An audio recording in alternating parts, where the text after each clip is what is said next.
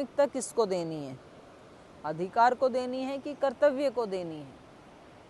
राज्य के ऊपर श्री राम का अधिकार है, लेकिन कर्तव्य क्या कहता है, पिता की आज्ञा का पालन करना। तो हम हमारे जीवन में रोजाना यही देखते हैं।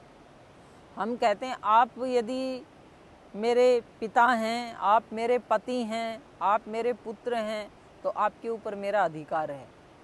आपके साथ झगड़ा करना मेरा अधिकार है, आपकी कमाई अपने हाथ में लेना ये मेरा अधिकार है। आप गुरु हैं तो आपसे शिक्षा लेना जबरदस्ती भी करके ये मेरा अधिकार है।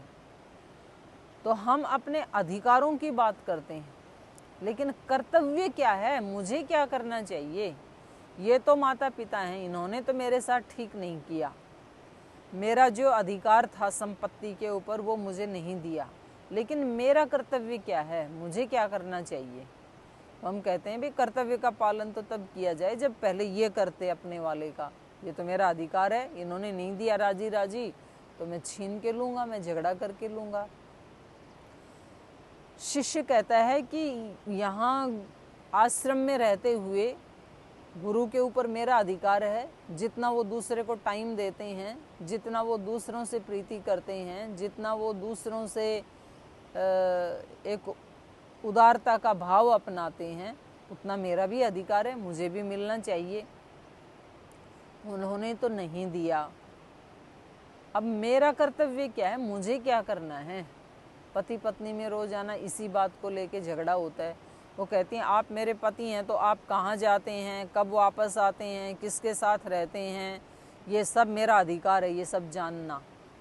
और वो कहता है कि अधिकार तो है पर तेरा कोई कर्तव्य भी तो होगा कि जब पति काम से घर आता है तो उसको पानी देना और उसका हाल चाल प्रीति पूर्वक पूछना। बोले वो बाद में देखेंगे कर्तव्य वाली बात।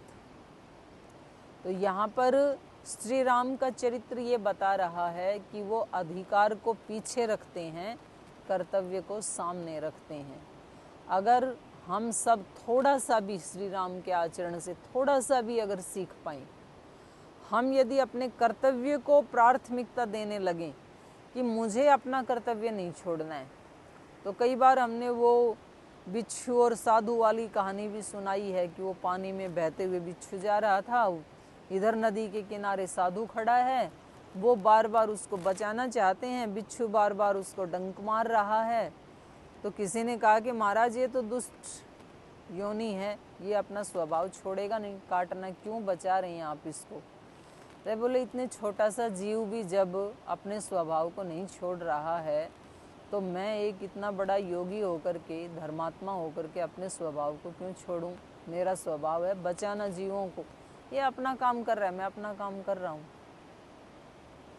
तो हमें जब कभी कोई ऐसा जीवन में प्रसंग आता है कि भाई इस व्यक्ति ने तो गलती कर दी, इनको ऐसा नहीं करना चाहिए था, अब मेरा क्या कर्तव्य है, मुझे ईंट का जवाब पत्थर से देना है या मुझे अपने धर्म को नहीं छोड़ना है। तो अगर हमने रामायण पढ़ी है और उस पर थोड़ा सा भी हमारा विश्वास है या थोड़ी भी राम के चरित्र के ऊपर हमारी प्रीति है या श्री राम के प्रति हमारी भक्ति है थोड़ी सी भी, तो हम कर्तव्य को आगे रखेंगे।